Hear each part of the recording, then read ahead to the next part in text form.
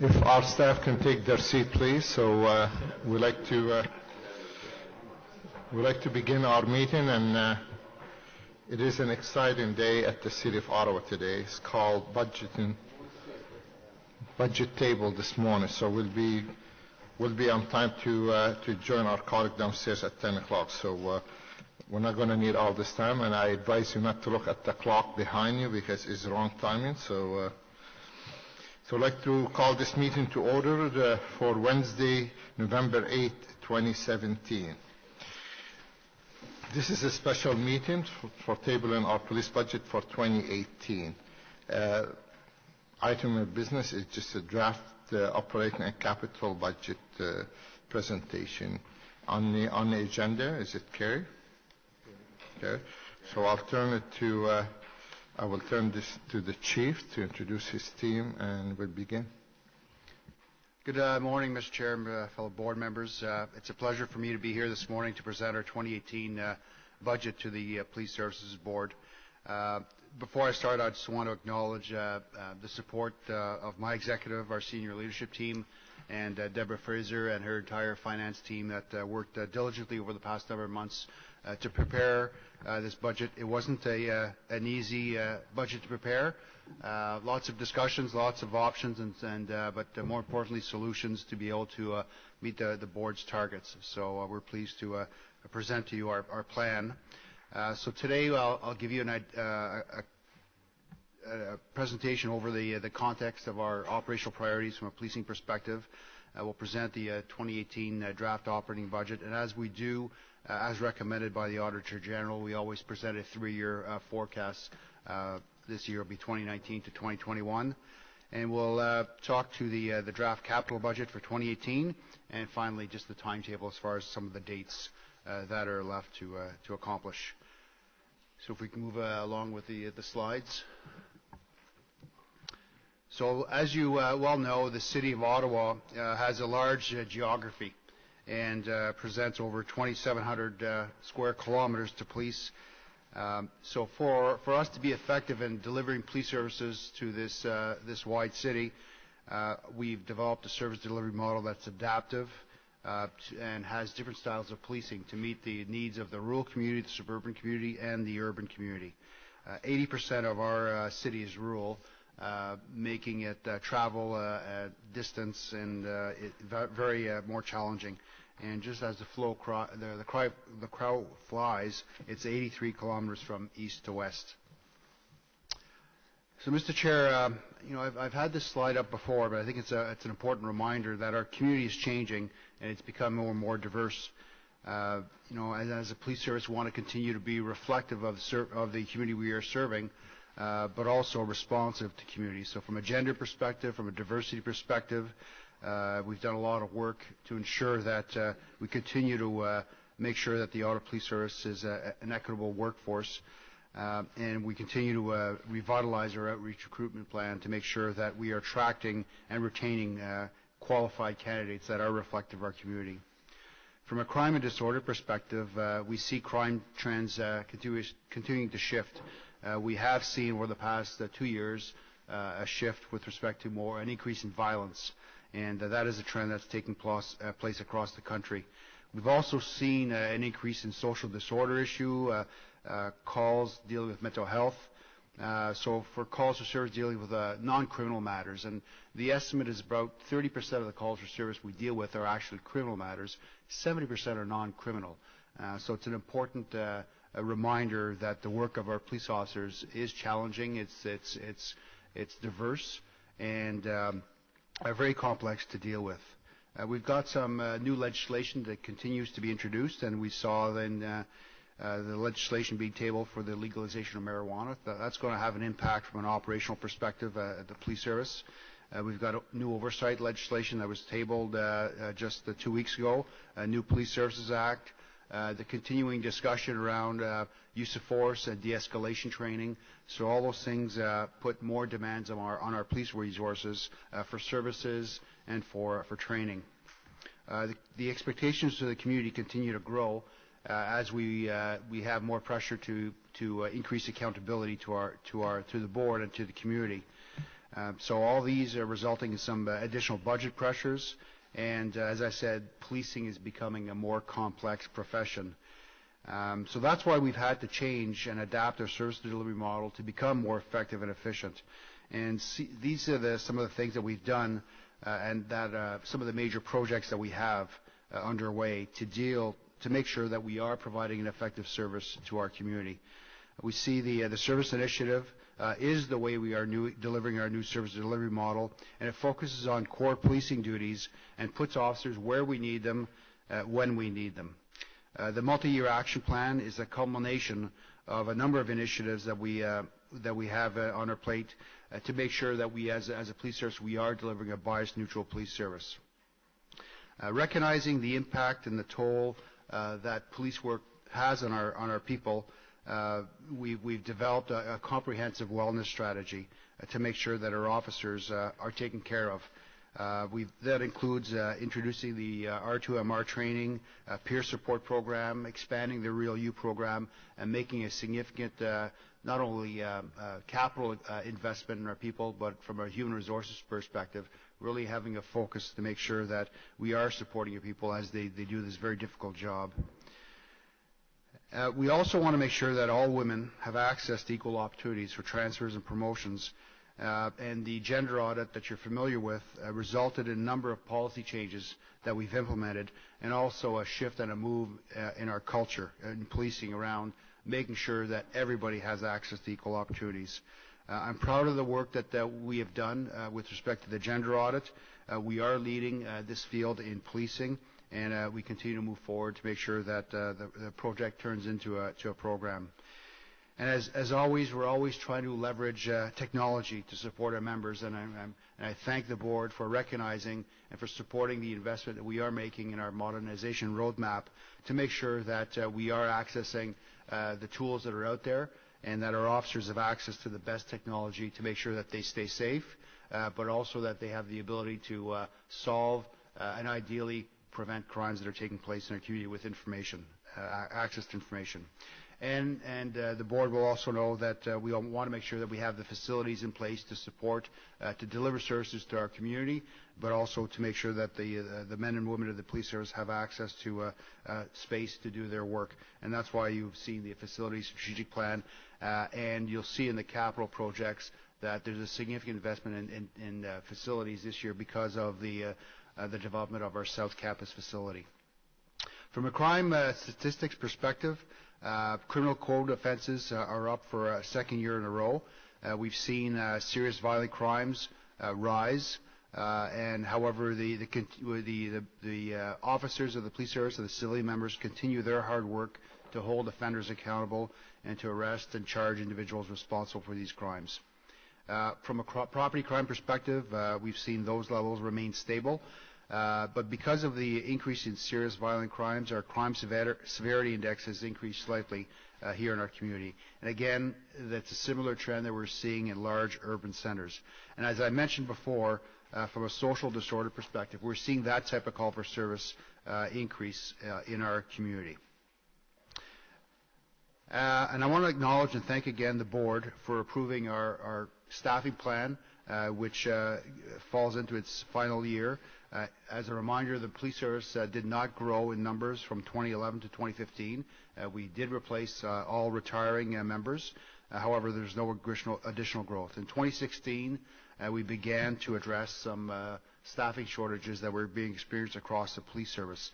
And the total investment of resources that finishes in 2018 was 75 new police officers. And those officers, 50 of them have been deployed to focus on frontline resources, the DART team, youth, and some developmental positions to make sure that the front line is better equipped to deal with the calls for service that they're dealing with.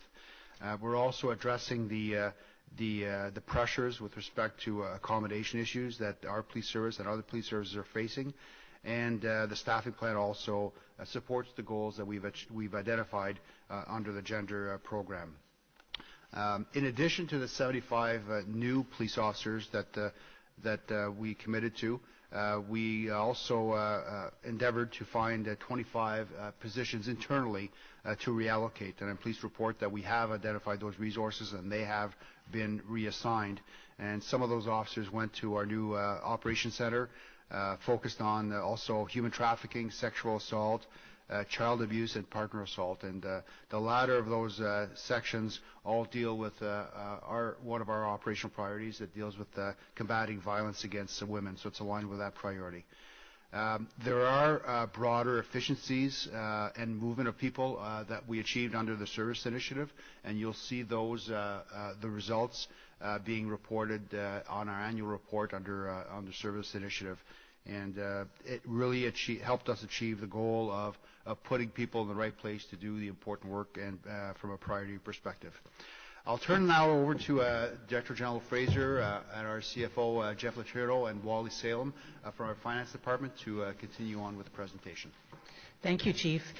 Here's a feel for what we found when we looked to see how Ottawa Police stacks up against other police services with respect to personnel levels.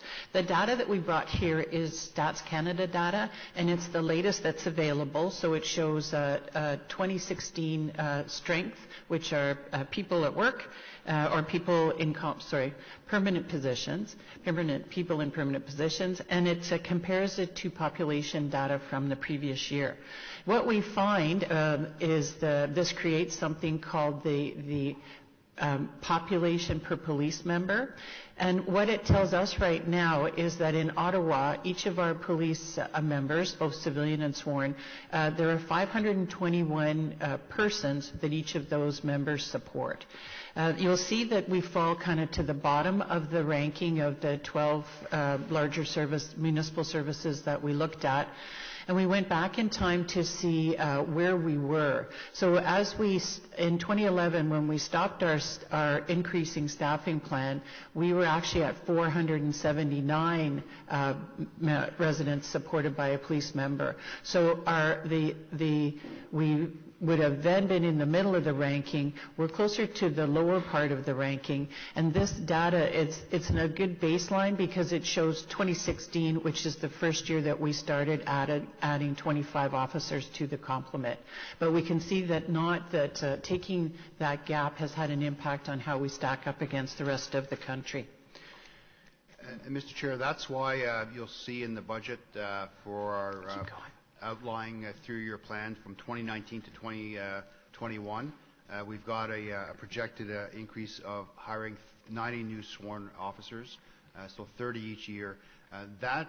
We're presenting that in order to make sure that we maintain our police to population member benchmark at the level we're at now. The goal is to invest in frontline community policing from a resource perspective. We want to increase the capacity that we have in dealing with violence against women and gun violence. We also want to address some of the shortages as a result of increases from long-term absences and accommodation issues. And also we continue to hear from our community some trends that we want to put focus on, whether it's traffic complaints and traffic safety, deal with the increase in mental health calls for service, the impact of the legalization of cannabis, and also to respond to the opioid crisis, which in our estimation is still increasing and will be something that we have to deal with as a city for a number of years. Keep going. Mr. Chair, we'll use this next group of slides to show you how the choices, or outline the choices that we made to achieve the 2% budget, which is our first message. We met the board's direction and council's direction on the 2% budget, and we'll start out then with identifying the highlights of what's in the 2018 budget. So as the chief pointed out, this is the third year and the final year of the 75 officer program. We'll be adding 25 additional sworn positions to the police service in 2018. We addressed $4 million worth of financial risk that was coming out of the 2017 operating results. So what you know through the quarterly reports this year, we've been identifying that LTD and WSIB, which are indicators of stress and wellness within the organization, those costs increased by just over $1 million in 2017. Overtime is at about a $2 million. We added $2 million to that to help offset that risk, and it's an indicator of the workload we face within the police service. Our legal claims and settlements are also above budget, so we've added just under $1 million for those to cover that risk. So in total, we took first a risk mitigation approach to the budget and included provisions of $4 million to address those financial risks. There's $6.6 million of revenue expected to come from the background check fee proposal we're bringing to you. We've realigned our fees or have a proposal model around that. We'll bring you that in the new year to see if that's agreeable to you.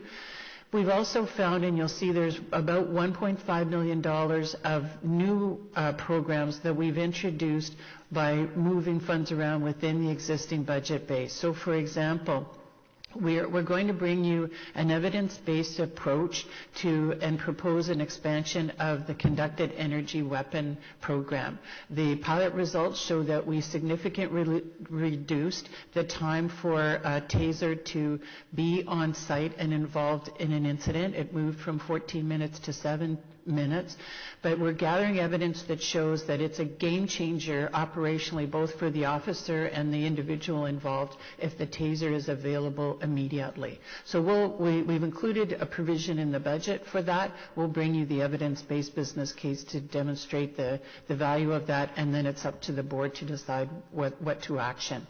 We've also included funding for the multi-year action plan on bias-neutral policing. That's a follow-on to the work we did through the race-based traffic stop. As the chief said, cannabis legalization and the opioid crisis have shifted our budget significantly. We're preparing the tools and equipment needed to deal with the police role in cannabis, and the opioid crisis for us, that means continued emphasis on naloxone and training. The recruiting program, we brought you a new approach to diversifying the workforce a month ago. We'll be adding more of the details to that program so you can approve that for us going forward. And we've constructed a 2018 gender program following our meeting last week with the Human Rights Commission that will come to the HR committee next week. This is the slide that helps to highlight the 5 key financial facts about the budget. So we put them in one place to help clarify just at a high numbers level some of the metrics. So the most important one, the police tax rate, is at 2%. That means, compared to last year, that we've had an $8.5 million increase in our budget. So tax dollars have increased by $8.5 million to us. Our net operating budget, so the gross one minus the revenue that's generated internally, we're just under $300 million now as a net operating budget. For the average homeowner, that means an increase of $12, and it would bring their tax bill, the police tax rate bill, to $603. In the development of the budget, this is the pressure that we face. So we've talked about what went in the budget. This is what we actually kind of start to finish had to do to get to that end point. When we opened up the budget and through some of our discussions, there were pressures of roughly $10.8 million on the table. The solutions are kind of the 6 ones that we've outlined here. We had a look at the new request and pretty much moved all of them off of the table. So $2.2 million worth of pressure was eliminated by saying no to a range of new requests. We had planned a $1.1 million increase to the funding for our capital projects under the roadmap, our modernization roadmap. We have eliminated that and look to moving funding between 2 reserve funds to help pay for the roadmap. we actually had to reduce the existing pay-as-you-go contribution for our facilities strategic plan by $3.9 million. You'll see that the impact of that is we've had to use some more debt to finance capital. We've reduced the balance in the reserve funds to lower levels, but quite acceptable ones. But we've also managed to keep all the projects on track. Within the existing budget base, we moved $1.5 million worth of priorities aside to make room for the new things I spoke about on the previous slide. The service initiative is winding down. That created $1.2 million worth of budget room. And we took $0.9 million worth of one-time projects and used some existing, repurposed some existing capital funds to cover that. So I want to assure people there's no magic to these kind of budgets. They require a progressive, innovative, and robust approach, and those are the 6 steps we took to deal with that $10.8 million worth of pressure, but also create new room for what we saw on the previous slide. Okay, thank you, Deborah. I will now walk you through some of the details of the budget. The OPS has a requirement for $8.5 million of new funding in 2018, and the details are summarized in the table on slide 14. Maintaining existing service levels requires a $5.5 million increase. This is net of the $3.9 million reduction to the Facility Strategic Plan pay-as-you-go contribution that Deborah just identified on the previous slide. Excluding this pay-as-you-go reduction, the maintained services requirement would be $9.4 million, which mainly reflects increases to compensation based on the collective agreement, as well as increases for overtime, LTD, and WSIB, as previously identified. The 25 officer growth requires a $2.6 million increase. This amount is comprised of $2.1 million in total compensation costs, along with $500,000 in non-compensation costs to cover equipment, training, and vehicles. The modernization roadmap requires $900,000 of increase to cover the increased operating costs from the new systems that are being implemented and brought on board from Bundle 1 deliverables. The $600,000 in efficiencies in 2018 reflects the increase in revenue from the background clearance checks that Deborah previously identified. And as identified, a new fee structure proposal will be presented to the board in the near future. And finally, user fees and revenues are down $100,000, mainly due to a $200,000 reduction to revenue from the sale of vehicle collision reports. This is year 2 of a 5-year plan to bring the budget for collision reporting revenue in line with actual results. All other user fees are increasing by 2%.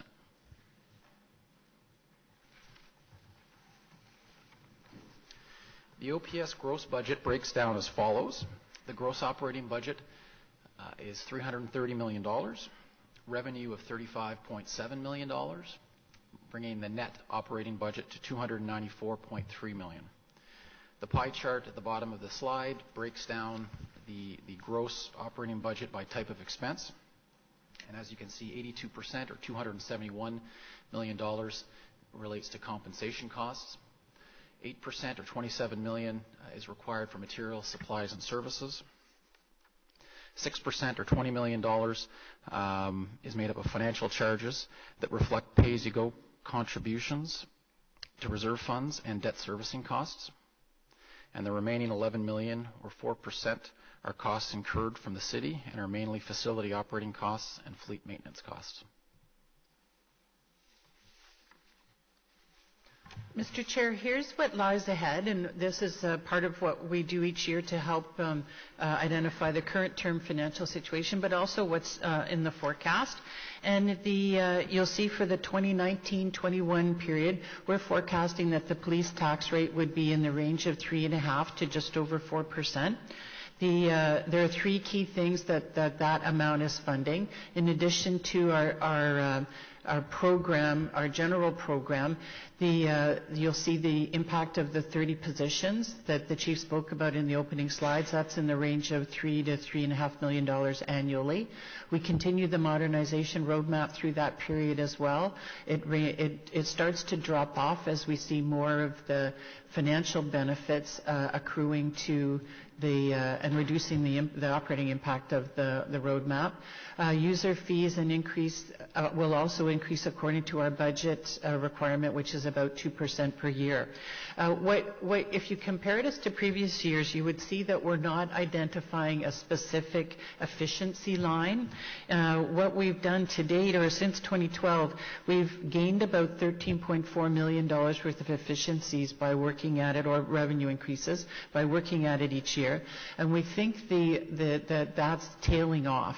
Where we will expect to see efficiencies are through the efforts and the new tools we put in place through the modernization roadmap, and where those financial benefits occur, we'll use them to directly offset the cost of the new IT plant. So that's why the modernization roadmap line goes from $1.3 million downward. So we won't in future be showing a separate efficiencies line. 2018 is a big capital year for the OPS, with $65.7 million worth of capital projects. This is the largest year of capital the OPS has had in quite some time. And the capital budget breaks down into three categories in 2018. Renewal of assets requires $5.6 million for fleet, facility lifecycle, and IT infrastructure. The growth category requires $44.7 million for the new south facility on Lodge Road. This will be entirely funded with debt. There was also $30 million set aside in previous budgets, bringing the total Phase 1 project close to $75 million.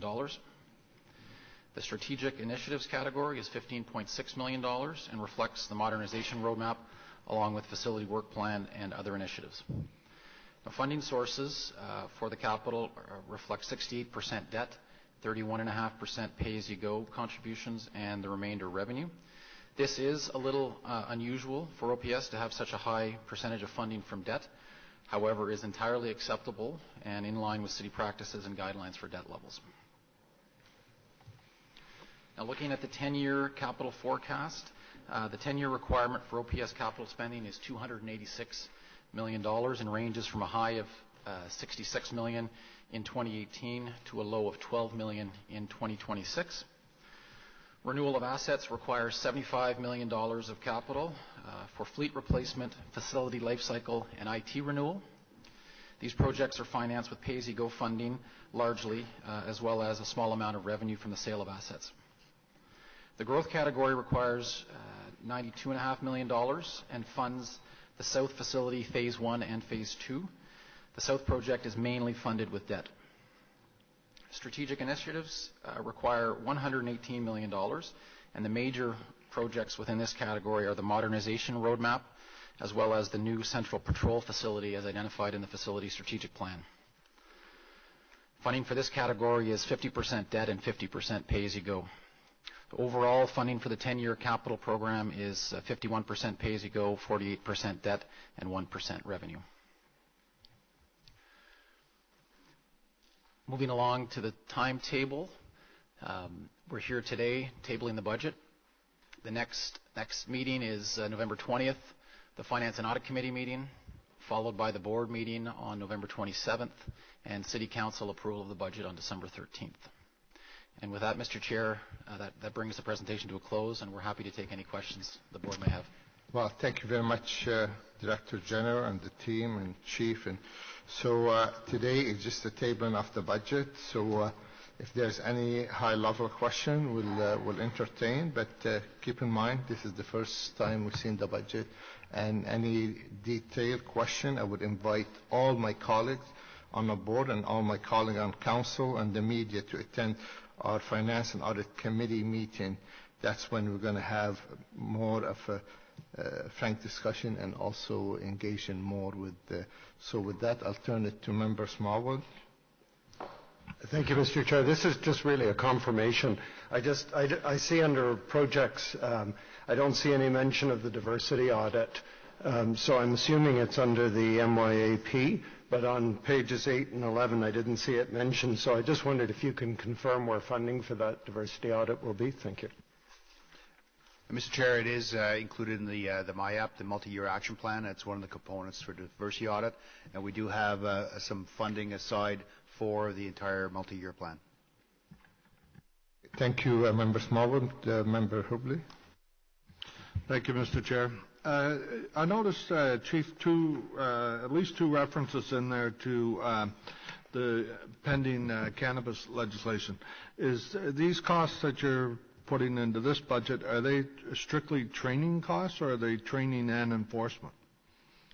Mr. Chair, without knowing the details of what funding announcements the province may make with respect to supplying municipalities or police services with funding, we've earmarked $500,000 to deal with training of our officers and also any equipment purchases that we may require to do in order to enforce the new aspects of the legislation. So we're expecting to recoup the costs? I can't answer that, Mr. Chair. Certainly, chiefs across the province have indicated that they would advocated that they want some funding in order to offset the equipment and the training as a result of the new legislation. But there hasn't been any announcement yet from the province to indicate exactly if municipalities and police services will get access to any funding. Thank you. My next one would be with the overtime costs that are identified here. I'm assuming that there's steps being taken to reduce these overtime costs? Absolutely, Mr. Chair. What we've seen over the past 2 years is a trend upwards, and there were some policy decisions that were made in order to respect the collective agreement and change in past practices, where we saw an increase in actual overtime. So we're confident what we're seeing now are the real overtime costs associated with the police operating the police service. So we've adjusted our base budget by $2 million. We're introducing technology so that all our managers have real-time access to overtime figures and giving them tools to be able to better manage overtime. So there have been a number of steps taken to give our managers tools, and we're also going to leverage technology. And final question for you is I know when we talk about, and this may go to either you or Ms. Fraser, I'll leave it up to you. We talk about the savings or finding the efficiencies so that we don't have to have big tax increases. That's what we're doing across the city. I'm noticing the efficiencies that you're finding within the police budget tend to be one-time savings versus long-term savings.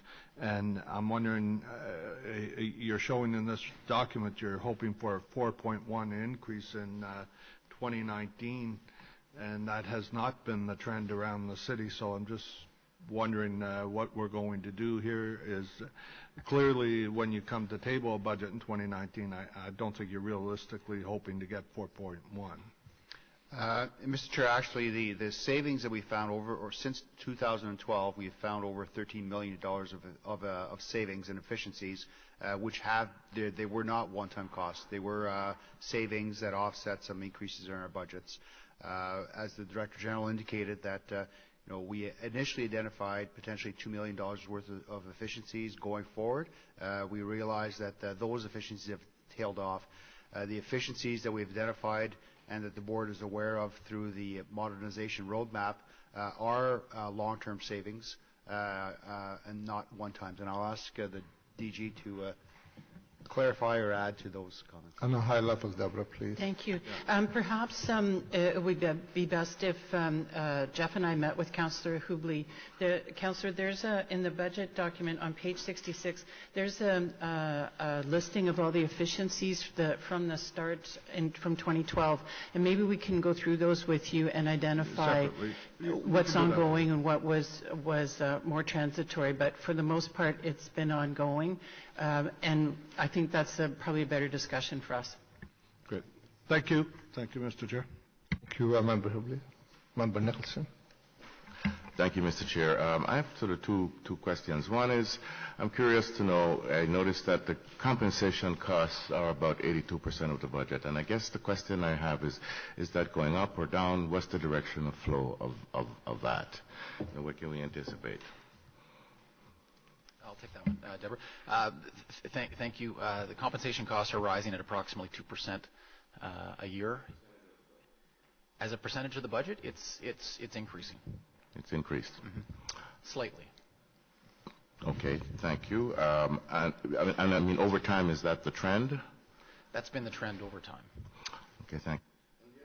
My other question is about debt and the reserves. I mean, you mentioned that the new build is going to be financed from debt, and you said it was acceptable. And if you can elaborate on that acceptability for me. Can you move the slides back to the breakdown of the capital and the funding? Go to the 20. So what we see here, and as Jeff said, this is a more unusual financing picture for us, because our approach is pay for things as you have money in the bank, and that's what the pay-as-you-go essentially means. So where we've had renewal of assets, we pay for those with money that we already have in the bank. The board contributes a contribution from operating over to the capital project, and we pay for them as we have money.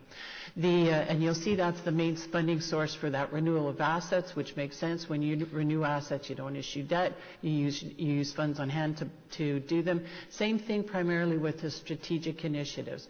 So about $20 million of our $65 million is coming from money the board has already saved up. When you build a building, it's the acceptable practice from a financing perspective to finance a 20 to 30 year asset with we would say a mortgage if it was our own house. That does a bunch of things. It spreads the cost of the building across the whole group that will enjoy it and be in the city for the next 20 to 30 years. It's how assets are typically financed. So for us, when we put the $44.7 million in this year's budget, we put in the matching debt. And that's, if you went back to last year's budget, you would see that our pay-as-you-go was 98% of our funding approach, because we were in renewal assets and strategic initiatives. The introduction of the building introduces debt, and the conversations we have with the city treasurer is about the length of the debt and when to issue the debt. So you'll see this kind of shift in approach as we bring on more of the facilities. You'll see more debt in our budget, and it's to be expected. Okay, thank you, Member Nicholson. Any other member from my colleague?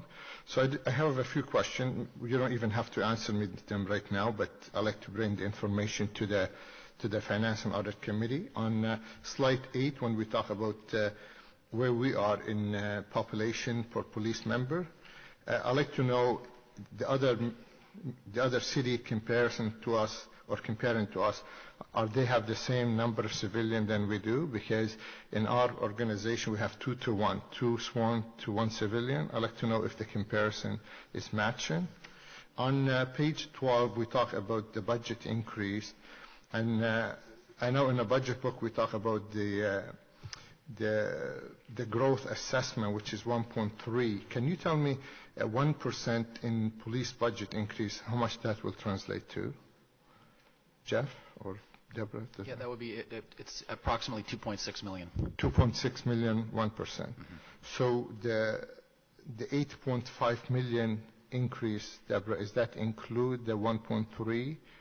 That's it. So yes, that's Mr. Chair. Because that doesn't show anywhere. It just show 8.5 increase, but it doesn't identify the 2% tax increase plus the 1.3 growth assessment increase. Because growth is supposed to go to growth, actually, but we're using it as a part of the budget lately. So. And Deborah, one more question, if I may. The 25 officers we identify on slide 14, I assume you're talking about the new 25 hire. Why we're budgeting $2.6 million? Because when we first hired those officers, they don't cost us like $100,000 per person. So why the estimated cost is almost $100,000? Because it takes 3 years to reach that level. You're very correct, Mr. Chair. So the 2.1 million, so 500,000 of that 2.6 relates to training, equipment, as well as vehicles.